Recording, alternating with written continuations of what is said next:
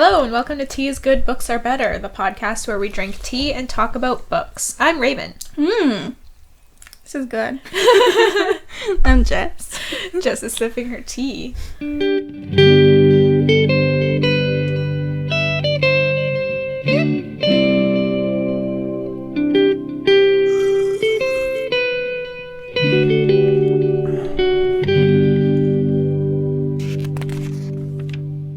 I showed up with Tim Hortons today. Tim Hortons tea. I like how we kind of bashed Tim Hortons last time. Their coffee has gone downhill, but their tea is okay. Like, how can you mess up tea? Yeah, because it's all the same tea bags. So, the tea's good. We're drinking tea. We'll talk more about the tea later. Oh. First, any updates, Jess? What exciting happened to you this week? No, you told me to keep, notes of things that happened to me. Yeah. I never do. You went camping. Why don't you freaking start? I don't know. I like to be polite. Don't want to just launch into my own shit. Okay. I'm so sniffly. I'm going to warn you guys right now. I can't cut out all these sniffles. Is it my cat? No, I've been sniffly since yesterday. But normally when we sniffle... Maybe. Normally when we sniffle on the podcast, I just edit it out. But there's going to be way too many this time. I apologize ahead of time. Prepare your ears. Allergies. It's summer. Yeah. I don't know what's going on. You can probably hear it in my voice a little bit. Yeah? I do. Yeah. Mm-hmm. Okay. Sorry for the sniffles. Okay, but yeah, I did go camping this weekend. A friend of ours has a cabin on the Sunshine Coast, so we went there. It was super beautiful. The water, looks like a lake because it's surrounded with land, but it's actually part of the ocean, Ooh. which is really cool. It's like a lagoon. I don't know. It does have a name, but I don't remember what it's called. I mean, it's not that cool. I think lakes are better. I like lakes. Because, when you go, swimming in salt water, it's... Stinky? It's smelly, and, yeah, you just... feel gross. You get gross. Yeah, I don't like swimming in the ocean. It's pretty gross in there. I didn't even go in the water, but I think my pierced ear must have gotten splashed at some point, because later on in that day, all, the pus started coming out again. Oh, my God. So Mike thinks it was my ear trying to fight off the bacteria. Yeah, that's a lot of shit. But yeah. Mike went on a motorboat for the first time. Aw. He was so cute. He was, standing up and, just grinning from ear to ear. And when it was, going top speed, he opened his mouth so that the wind, made his cheeks, flap. He was just laughing. He was like a kid. It was so cute. That's adorable. Yeah, so there was that. He also went tubing for the first time. Mike can't really swim, so... Did he have a life jacket? Yeah, he had a life jacket on. Eventually ended up bailing, but so does everyone. I mean, you always end up bailing out of the tube unless you pussy out. What? You bail out unless you pussy out? Yeah, you'll either hit a wave too hard and fall out of the tube, or you'll give up and have a slow to a stop, which is lame. So he bailed out, but it was fine. He lived. His life jacket. He had his life jacket. He was kind of scared though, because he can't really swim. I'd be scared too. Yeah, and open water scare the fuck out of me. Even in the lake, we grew up going to Shuswap Lake, and my dad would tell me about stories of giant fish in there, and I'm just fucking terrified of it. Yeah, not cool, Dad. I remember going out on the houseboat in the middle of the lake and just going for a swim because everyone else was swimming, and I didn't want to be the lone one, and I was just so scared. Aww. I can feel the coldness that my feet were hitting, under, because it's fucking deep as fuck, and it's Yeah, there's, a point where when you're floating in the water, your top half is, warm because of the sun, but then your bottom half is, frozen. Oh my gosh, and the darkness, looking down, I was just so scared. Hey, the lake is nothing compared to the ocean, though. I know. I'm more scared of the ocean than lakes. But the cool thing about it being the ocean was that we went clamming. Did you guys eat some clams? Yeah, we went digging in the mud and, found a bunch of clams. And then ended up making pasta with it. Was it good? Yeah, it was good. Oh my god. Jess. I mean, we tried to clean them as much as possible, but without professional tools, you know, you still get some of the sand and it's like a bit crunchy. But it wasn't bad. Ooh. It was manageable. For my intestines. You have to cook it inside of the shell, right? Yeah. Okay. Because you can't really, like, pry a clam open. You have to, like, boil it. Oh, so until eventually it dies. Can you boil it and it opens and then rinse them out? I don't know. I used to try. No idea. I don't know. I don't like sand. I don't like eating sand or dirt. It's just crunchy. It doesn't taste like anything. I know. Did you go fishing? No, we didn't go fishing. I mean, we chilled on the boat for a bit, just like soaked in the sun. It was so nice. It was just a good time. But like the clamming and mic tubing for the first time is probably the most interesting things. I mean, I did crawl down in between a big crack and some rocks on the beach. You can see that on my Instagram. I was kind of concerned for you when I first saw that. I was like, how did you get down there? Hope you didn't climb down. No. Hope there was another way. Mike and Kevin lowered me in. What? They did lower you in? Yeah. There's a big crack in between these two huge rocks on the beach. And I like saw it and I was like, I could fit down there.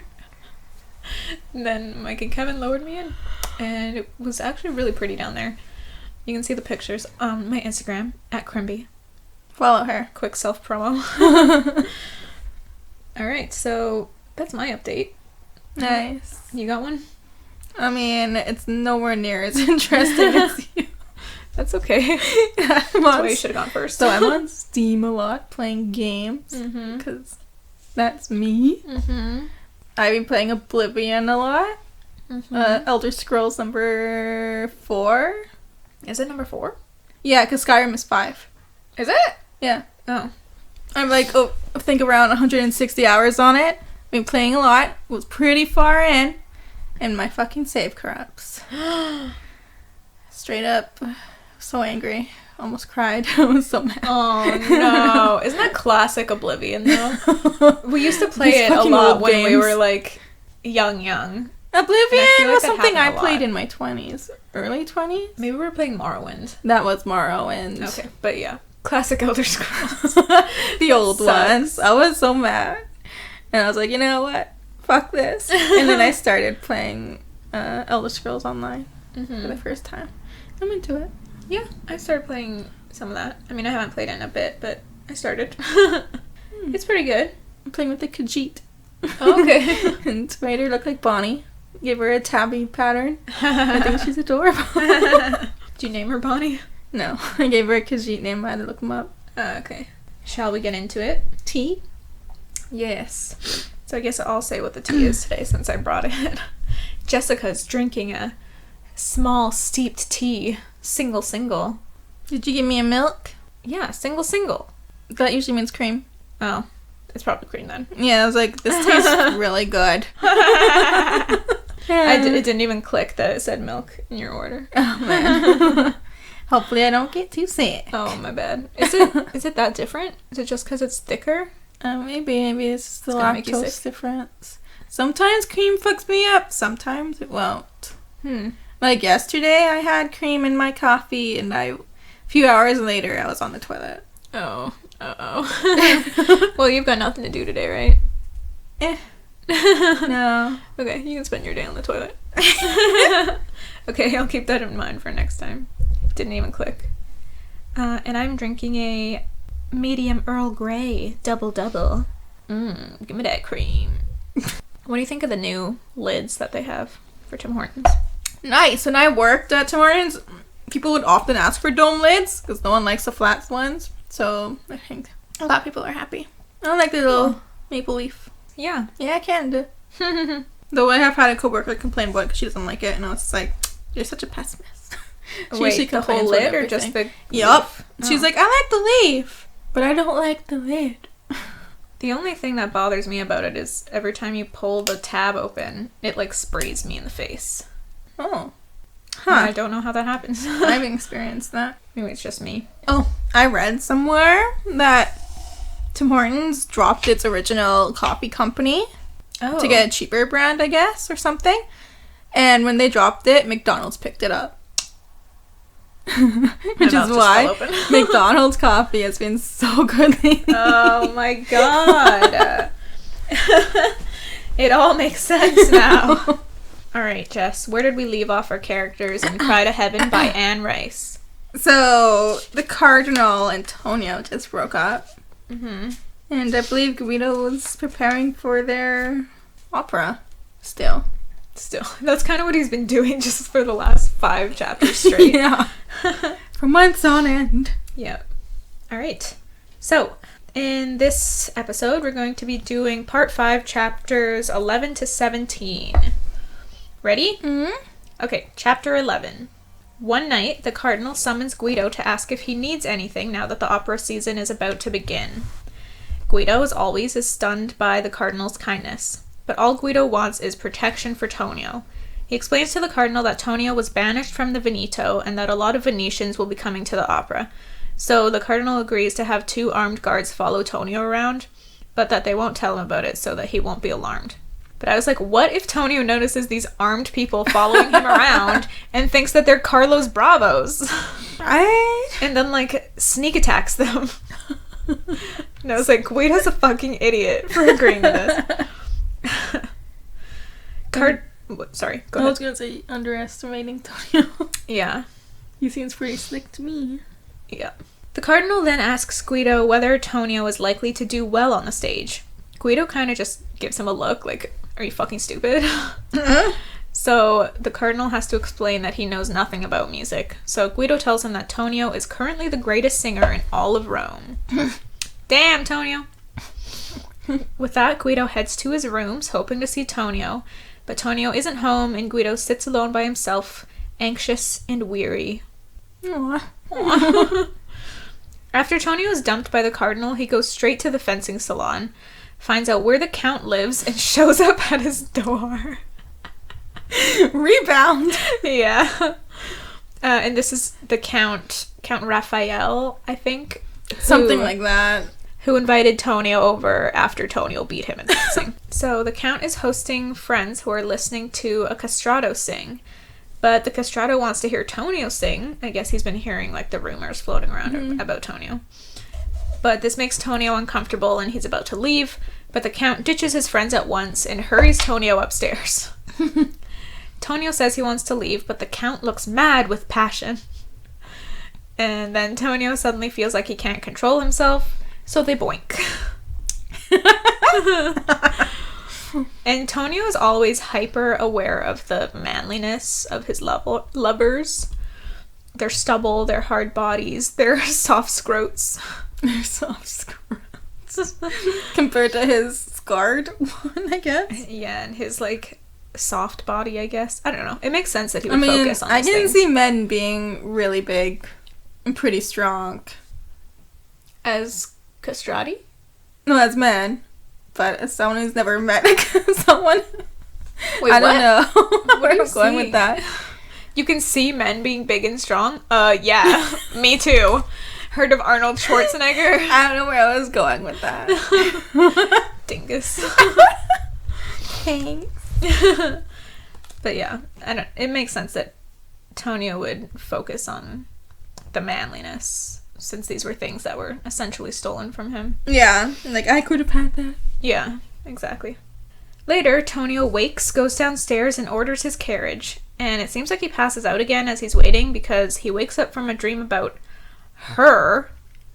Christina? In which he's trying to explain something to her, but she is sad and drifting away. I think it's Christina? Christina? Who else is her? I thought it was Mariana. Oh. Because he's trying to explain something to her, but she's sad and drifting away. I think the dream is him trying to explain to his mother why he had to kill Carlo. Oh. So it's interesting that his nightmares were once, like, the running away from the Bravos. Yeah. But now his nightmares are about what the after effect will be of his murdering the man who sent those Bravos after him. Oh, how things change. As Tonio is on his way home, he thinks about how the opera will open in less than 2 weeks. Oh, shit. It's happening, boys. Finally. I've been reading about this for chapters. Mm-hmm. So I've got here that Tonio leaves and orders his carriage to the Piazza di Spagna. Piazza di Spagna. Yeah, and he just, like, I think drives around it. Oh, that's where Christina is, right? Yeah.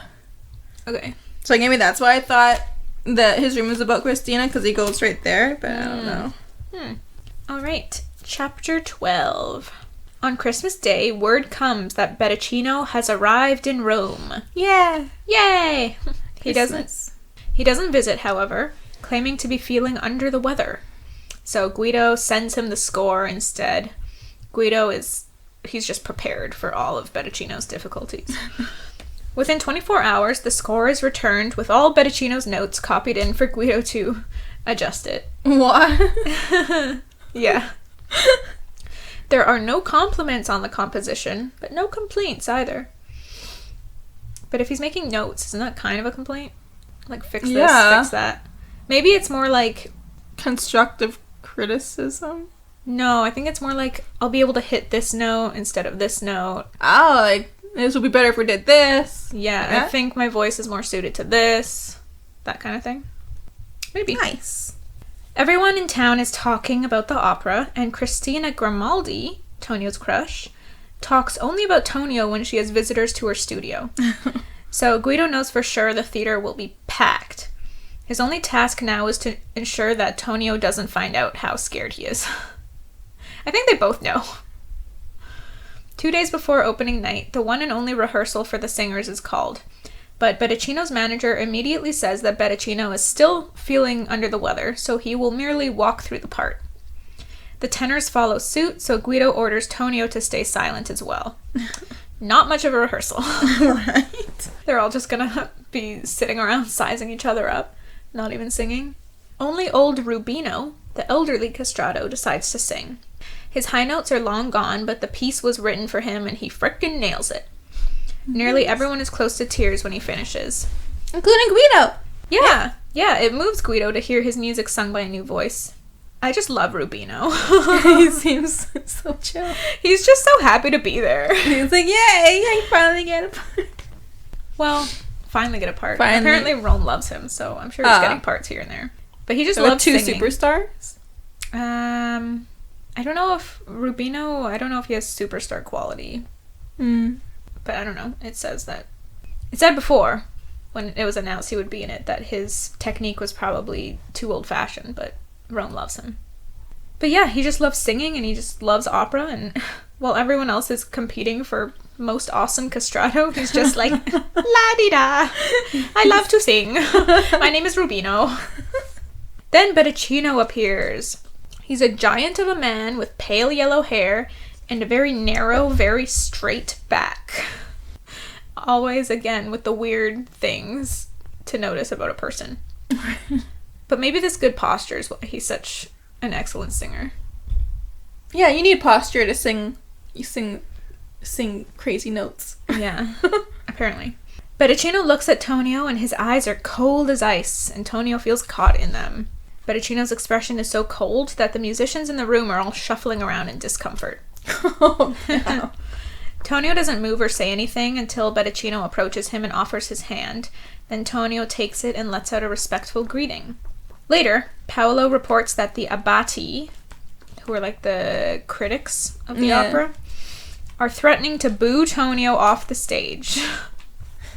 Tonio isn't surprised. When Guido appears, Tonio simply asks him whether Christina will be in the Contessa's box.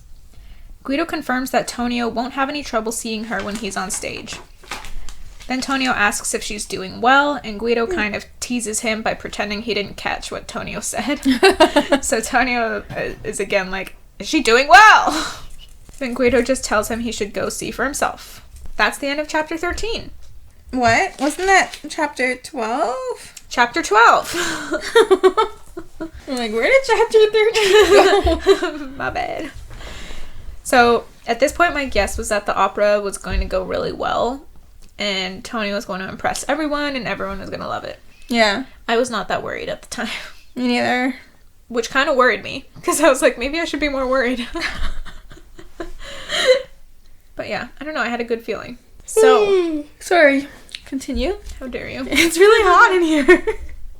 Hot equals yawn? Yeah, it means sleepy. Chapter 13. It's opening night and there's a violent storm happening in Rome. But it doesn't stop the people from fighting their way into the theater. Inside, there are catcalls and shouts ringing out.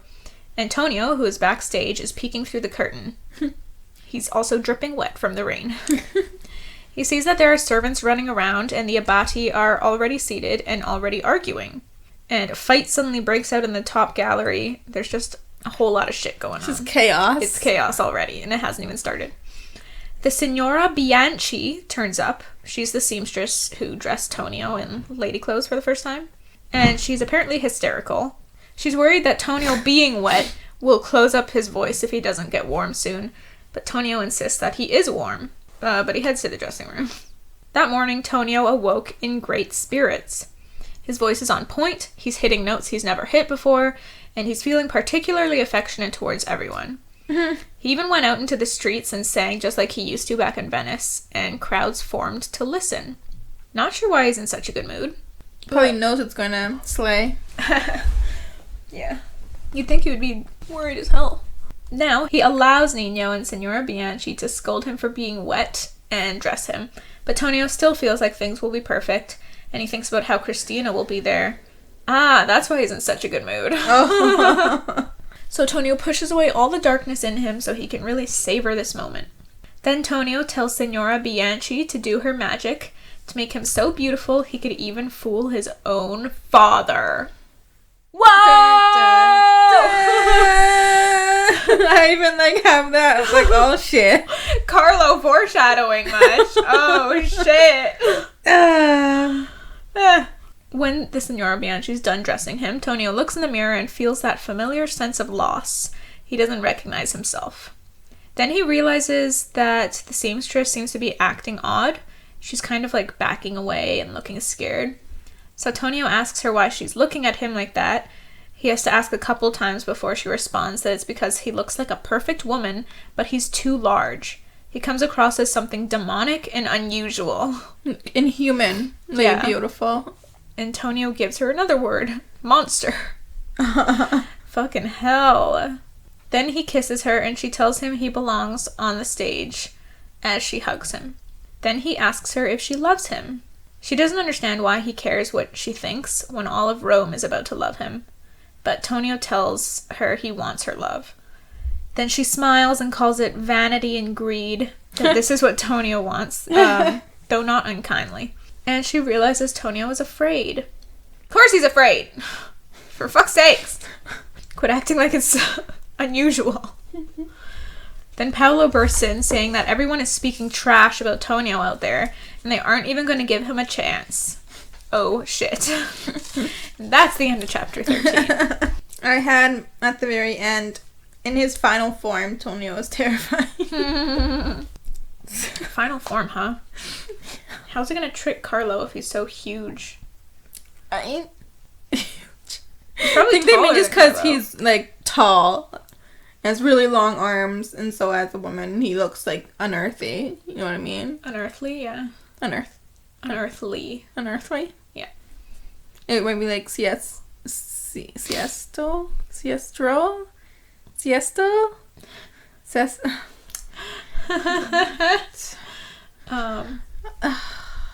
Me and words. Yeah.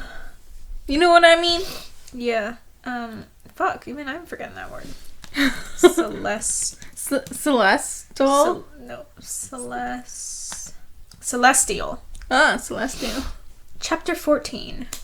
So, it's time. Okay. The text mentions that this moment has been 25 years in the making for Guido. So is he 25? That's what I was thinking. Maybe he's 25 or a little over 25? Maybe since he was castrated? Yeah, so maybe he's 30 something? 31? Yeah, I think he was castrated when he was 6, right? Yeah, so he's 31. Mm-hmm. Still a young babe. But yeah, we've asked before how old Guido is compared to Tonio, so now we have an idea. How old is Tonio? 20? The last time we heard he was 18, but that was when his cousin came to visit, I think. That was at the at the in Naples, right? Yeah, at the school. Yeah. But I'm pretty sure it said since that 20 years have gone by or something. 20 years? No, I mean, never mind. I mean, like, he's 20. I don't know. It's hard to keep track of Tonio's age. Anyway. Before heading into the pit, Guido gives himself one last inspection in the mirror and peeks through the curtain. He sees that the crowd is wild. He spots the abbati and extra chairs everywhere, and the boxes are jammed, and he sees Venetians. He even spots Alessandro. Wow! I missed that! Yeah, Alessandro's there. It's been a long time since we've seen Alessandro. Aw, I can't believe we managed to keep us cool after seeing Alessandro. Oh, yeah. Then there's also the Neapolitans, the Contessa, Cristino, and the Maestro Cavalla. There's also the Cardinal Calvino, along with several other cardinals as well. Ooh. I thought the church didn't allow them to see operas, but apparently now they can do whatever they want. Club of Cardinals. Guido spots a young man run up the aisle and yell something that sounds derisive, but Guido doesn't understand what he's saying. People are hooting and stamping, but it's time for Guido to go out. But just before he does, Ruggiero appears, the owner of the theater, and shows Guido a piece of paper that has been thrown at the stage. It's a crude sonnet dissing Tonio, pretty much. Ruggiero is freaking out. He says that this kind of crowd can shut down his theater. So he is shooketh. Guido wants Bettacino to come quiet them, but Ruggiero says there isn't time and they won't listen to Bettacino anyway. And he actually starts to suggest that this whole thing might be Tonio's fault for giving the audiences so many reasons to be upset. What the fuck did he do? Yeah, he didn't fucking do anything. I mean, I guess he didn't take a stage name. I guess he didn't conform. Yeah. So he's got like the name of a Venetian patrician, so they're all like, yeah, they don't believe that he is, or they don't want to believe that he is. Yeah. Guido starts to think about how Loretti failed when Domenico succeeded, which is interesting to me because Loretti was the composer, so Guido is worrying about himself. Possibly. Maybe he thinks Tonio's too good. Oh, yeah, maybe. That he'll, like, outdo him. Yeah. But it's interesting that he's thinking about that when, like, there's all this, like, anger towards Tonio. Right. Ruggiero takes one last second to try to comfort Guido before Guido heads out into the pit and is greeted by the orchestra. The house instantly goes quiet and Guido plunges straight into the music. The curtain goes up and Bettacino is there, then Rubino appears, then Tonio, and people gasp when Tonio comes on stage because he looks like an exquisite woman. Bettacino starts off the singing and his voice is amazing, of course, and everyone is shook. So the audience loves Bettacino. When he's done, he leaves the stage and Tonio begins to sing, and his voice is as magnificent as Guido has ever heard it. But the audience is not having it. There are hisses and catcalls and people screaming for him to go back to Venice. Some of the abbati are trying to hush the loud people, but it isn't working. Weren't they the ones who were threatening to boo him off the stage? Yeah, it turns out they're like, oh shit. Yeah, I guess they heard him start to sing and they're like, oh, hold up.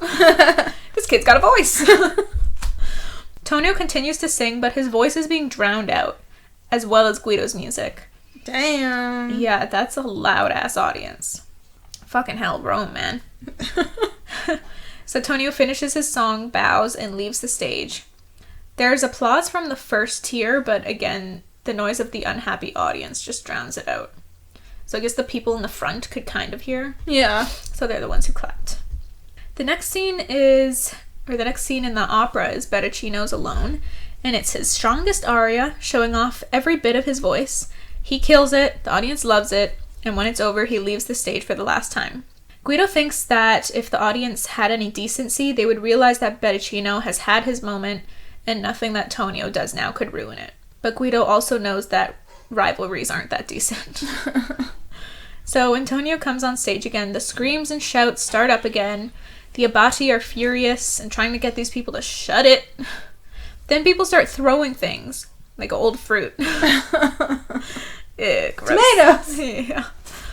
Guido is clearly pissed because he stops playing and he, like, stands up.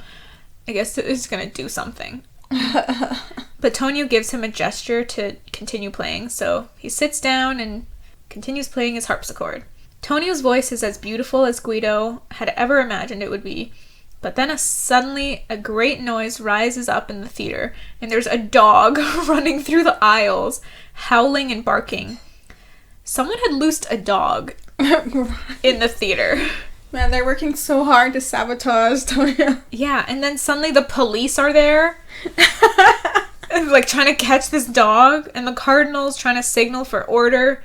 It's just, if it was chaos before, I don't know what I would call this now. Guido just stops playing because there's just no point. There's a dog running around. It's like, this whole thing is fucked. So the dog is finally being dragged out, and Guido realizes that they're just going to close the theater. They're going to kick everyone out and just shut the doors. Or people are just going to start leaving because of the chaos. Mm-hmm. And he's sitting there behind his harpsichord, and he's in tears. But then Betticino returns to the stage, and the audience is delighted again, of course. But Betticino is fucking choked. He screams at the audience to shut up and let the boy sing.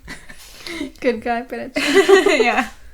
Then the house goes quiet, and Betticino suddenly bows to Tonio, then stands back, waiting. So Ruggiero thought the audiences wouldn't listen to Betticino, so... He was wrong. Yeah, Betticino showed him. So Guido and the musicians start up the music again, and Tonio sings, and he performs all of Betticino's same feats, but simultaneously and with perfection. Basically, it's phenomenal. Guido can feel the hairs rising up on the back of his neck. He's like getting goosebumps on his arms. Getting them chills. Mm-hmm. Have you ever heard music that did that to you? Yeah, often. Like what? I don't think I can pull them out and tell you what them. Mm-hmm. That just happens so often. And I don't really take note. Yeah. The Lord of the Rings soundtrack does that for me.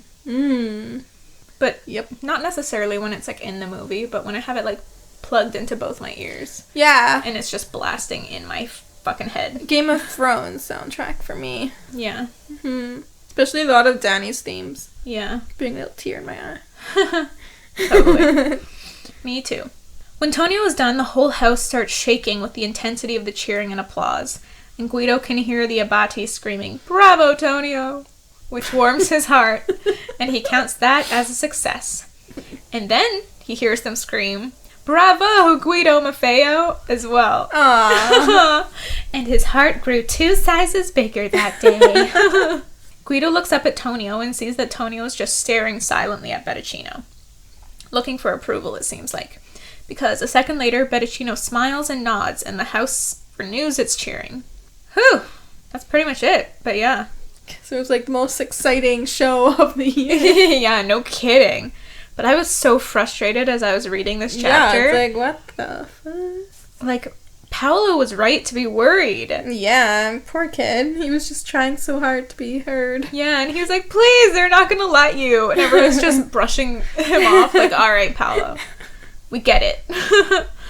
But yeah, them not letting Tonio sing was, like, really giving me anxiety as I was reading it. Yeah, it's like, please. It's so good. I felt like I was Guido. I was, like, sweating and shit. Oh, that's funny. Yeah. I'm also curious about what made Betticino decide to stand up for Tonio.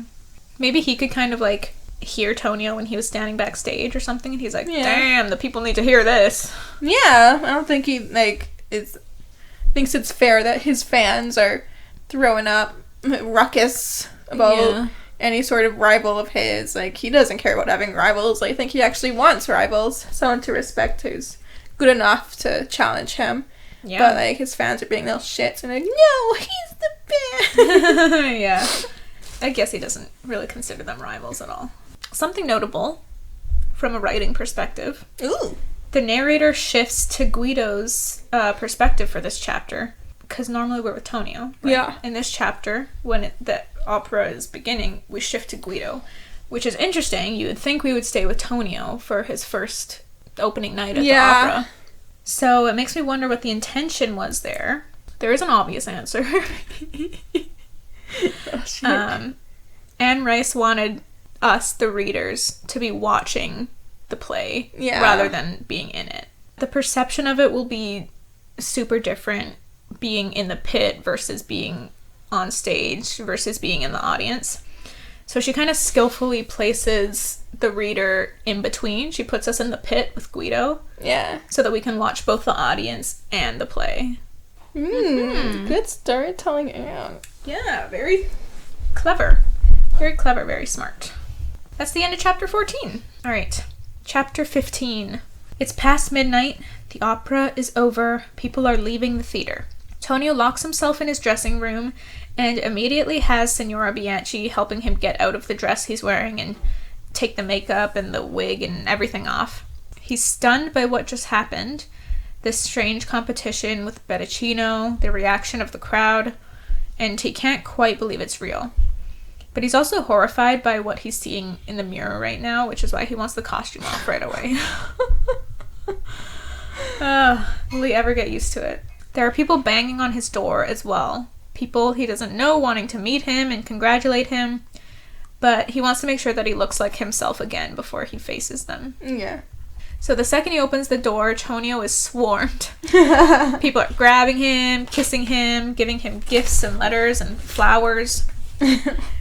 He spots Paolo in the crowd and scoops him up as he continues thanking people.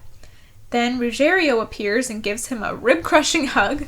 And a woman grabs, quote, a whole mass of soft white blooms, end quote, and shoves them in Tonio's face.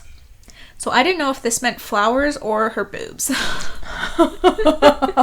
Because it says blooms. Right? I was thinking flowers, but... But yeah, if it was flowers though, why would Tonio laugh if she shoved them in his face? That would just be like, oh, thanks for the flowers. Oh my god, I think you caught something. But yeah, also the description's just pretty suspect.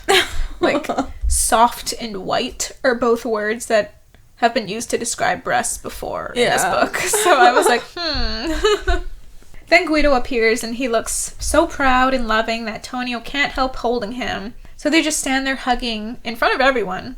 The rest of the room falls away. Tonio faintly notes that Paolo is bleeding and was apparently bitten on the hand by the dog that was in the theater. Turns out Paolo let this dog. It was all him. Oh no, I imagine poor Paolo was trying to fight it. Yeah, he was the first to try and grab it. Oh, Paolo! Oh, sweet Paolo. Guido then says that they have to go pay their respects to Betticino.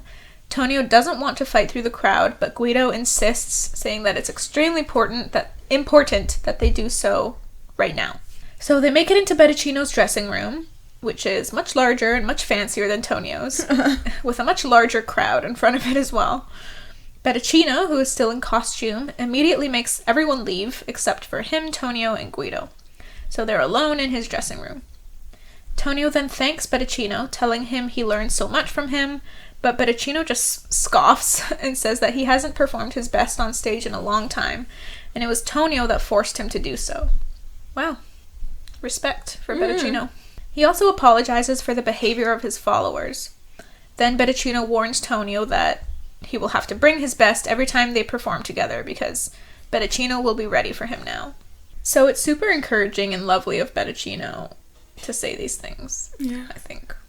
Then Betticino holds out his arms for a hug. Aww.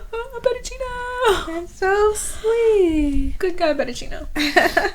When Tonio is leaving, he hears Betticino say to Guido, "This can't be your first opera." So Betticino is in disbelief at Guido's skill as well. He's just super impressed all around. Then he asks Guido where he will go from here. And that's the end of chapter 15. Yay. We don't get to hear Guido's answer, but sounds like Betticino just really believes in them. He's really impressed. You could go really far. Like, damn this duo. Yeah, you'll travel the world. My prediction was right. The opera turned out really well. Though, Anne Rice did have me second-guessing myself for a moment there. With the fucking dog. Yeah, that was nuts. Yeah, it was just so sudden and unexpected. I was like, what else is gonna happen? Oh, God. Alright.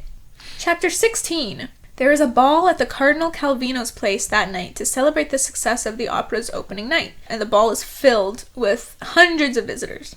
Packed. Yeah, packed. Full to the brim. The Cardinal presents Tonio individually to his guests, and they all praise Tonio's performance. The cardinal takes Tonio aside at one point and also gives his praise, comparing Tonio's singing to something ethereal and spiritual. Count Raphael di Stefano, the Count Tonio banged previously. Is it Raphael? Yeah. Oh my gosh. He's also hanging around, and Tonio thinks he looks so damn sexy he could just leave with him right now. The only damper on the evening is that Christina Grimaldi hasn't shown to the ball. Tonio starts to think that maybe she was horrified by seeing him in woman's dress, but she didn't seem that way when he looked at her during the opera. She seemed delighted at the time, if anything, so he isn't sure why she isn't here, and he can't bring himself to ask Guido or the Contessa. Anyway, the success of the opera is pretty much a given. Ruggiero plans to run it every night through to the end of the carnival. I didn't realize there was a carnival going on, but okay. Tonio and Guido are asked where they will bring the opera to next. Bologna, Milan, Venice. Dun dun dun! Tonio immediately excuses himself because the thought of going to Venice positively thrills him. He's like, I can kill Carlo if we go to Venice. What was that for? I don't know. That's my creepy voice. The next morning, Tonio starts to look through all the gifts and letters he received the night before. He notices there are plenty of Venetians in the audience, including Katrina, who had come against her word. God damn it. God damn, Katrina. There are also plenty of invitations to late-night suppers from some very rich and powerful men. We all know what this means. Mm-hmm. Supper, in quotes. Get your sugar daddies. Tonio starts to think about the Count again and considers heading to his place right now. But then he realizes there is nothing in his pile of letters and gifts from Christina. Jeez Louise. Man, he's ridiculous. However, he finds a handwriting in a letter that he recognizes, so he reads it. It says that what was done to him would have defeated a lesser man, and tonight he made the angels take heed. And guess who it's from? Alessandro! Our friend Alessandro. Our friend Alessandro. Also scribbled at the bottom of the letter is the address where Alessandro is staying in Rome. So a bit over an hour later, Tonio knocks on the door of Alessandro's room, and Alessandro opens the door. Tonio is the same height as Alessandro now. Damn. Holy fuck! But he still feels small and young next to him. They hug, Alessandro invites him in, and they just sit and drink some wine for a bit. Then Tonio finally tells him that there's a reason he's here, and it isn't just to see him, though that would have been enough. But then he starts asking Alessandro questions. First, Tonio wants to know if the same bravos who worked for Carlo back when Tonio was in Venice are still working for him. Alessandro says no, those men disappeared the moment Tonio left. They either fled the country after attacking him, or Carlo had them killed so that there would be no loose ends. Which one do you think? I think they fled the country. I don't know. If Carlo had them killed, there would be more bravos to kill those bravos, so there would just be more loose ends. Right? But the bravos don't need to know why these bravos need to be killed. Yeah, I guess they're not nearly as I like important. to think that it was the latter. That Carlo had them killed because he's that yeah. He's that conniving little snake. He's fucking nasty boy. Nasty. Either way, this is exactly what Tonio had hoped for, that the same men would not be working for him. Though it doesn't explain why. What do you think? Less people to kill? Yeah. For his revenge? Yeah. True. Less distractions. Because if he found these men who did this to him, he would obviously want to kill the shit out of them too. You guys gotta pay too! Yeah. Now he's like, I can focus on Carlo. If I come across those guys later, just in passing, I'll just stab him with my cleavage stiletto. Alessandro is being extremely helpful in this conversation, by the way. He's all like, what else can I tell you? Like, that sort of thing. So he's being a total bro. Tonio then asks about his mother, since he heard that she was ill. Alessandro confirms that she's very ill. 2 children in 3 years, and she just lost a third. Yep, that's fucked. Yep, Carlo has no Wait. What? Did she have a third kid? She just lost a third kid, so miscarriage, sounds like. Her body's not prepared for that sort of strain. Well, she needs a fucking break. Yeah. Carlo has no restraint, it seems. Fucking pig. Right? I was about to say that too, exactly. Fucking pig. I hate him. But Alessandro says that it's her old illness as well. Depression? Yeah, her mental illnesses. Tonio wants to know if Carlo made her happy, and Alessandro says he did for a while, but she's also extremely sad about Tonio. She cries for him constantly and became obsessed with the idea of seeing him when she learned he would be performing in Rome. Though we know Carlo didn't allow that to happen, so I'm sure that kind of broke her spirits even further. Tonio then asks if Carlo is faithful to her, which is a no, of course. Like, what do you think? He's a fucking pig. We all know he's sleeping around. Didn't Katrina confirm this? Mm-hmm. And Alessandro lets Tonio know that Mariana doesn't seem to know about Carlo being unfaithful, because he's still very attentive to her, but he cannot seem to get enough of that good strange. That pussy? That good strange pussy.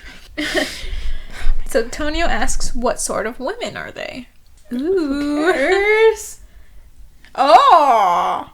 Did you say who cares? Yeah. Tonio No, I'm cares. like, oh. Oh. I get it. Yeah, Alessandro's puzzled by the question and says Carlo is interested in all sorts, as long as they are pretty and there's no scandal attached to them. Not sure what this means. What Mariana was at first? Because she was the scandal that had him disowned. Yeah, I guess so. But I guess committing adultery is not a scandal in 18th century Venice. Just no virgins from convents, please.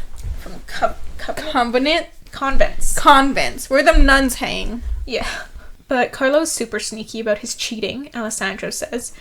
And he means the world to Mariana, since her world is so goddamn small and isolated. But he cannot give her the one thing Mariana wants, and that's her son, Tonio. She still loves Carlo, but she would walk out of the house to come to her son if Carlos Bravos hadn't physically restrained her. This is so fucked. Yeah. This poor woman, her life has been... It's been so hard ever since fucking Carlo. Yeah. She's just chilling at the convent, and then fucking Carlo walks in. He's like, that one's pretty. I'll take it. Impregnates her, and then she's fucked. Mm-hmm. Fucking Carlo. Messing up women's lives. Or little girls, because she was a little girl. Yep. A fucking pig. So, it's obvious why Tonio's asking all these questions. He wants to know how Mariana is doing to determine how she might react when Tonio kills Carlo. At least that's what I think. And I think he also wants to know what kind of women Carlo is into because, spoiler alert, thanks Jess, he likely plans on seducing his own father to get close to him for the murdering. Nice. Alessandro seems to realize all this as well because he suddenly warns Tonio that Carlo is too well guarded and Tonio is too well known now. So it's clear that Alessandro knows Tonio means to kill Carlo. Which also means that Alessandro knows that Tonio didn't choose to cut off his dick and leave of his own accord. He knows what Carlo did. Wasn't that established with his letter? What happened to you would have something lesser man. Yeah. All of it, yeah. Answers that question. Mm-hmm. Tonio asks if Alessandro ever believed it being that he chose this path for himself, and Alessandro appears disgusted, like as if he would ever believe that nonsense. Then he tells Tonio he would kill Carlo himself if he could. Tonio tells Alessandro to leave Carlo to him. Then Alessandro takes his hand and says he's there for Tonio whenever he needs him. So freaking cute. Sweet. I mean, it's despite being an accomplice. Yeah, despite the dark, disturbing context. There's silence for a while, and then they talk about Alessandro's life in San Marco for a bit.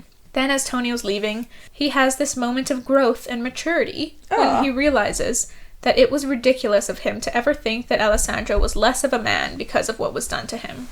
Now they're both the same. Nice. Now, Tonio, if only you can reflect that with yourself. Yeah, apply that to yourself. They hug. Tonio says they will meet again, although he's actually unsure whether it's the truth, and then he leaves. Tonio later finds himself in a Roman church, locates a lonely corner, curls up on the floor, and cries. Like, so hard until people are, like, coming over me, like, excuse me, are you okay? Man, I didn't even read the part where he curled up on the floor. That's a bit dramatic. Yeah. I thought he was just on his knees. Oh, man. That's the end of chapter 16. Bruh. Me. Shit is about to pop off. Feels like we're so close to the end, which we kind of are. Is part 6 the end? Oh, there's a part 7. Is there? Damn. The hell is part 7? The aftermath? Alright. Chapter 17.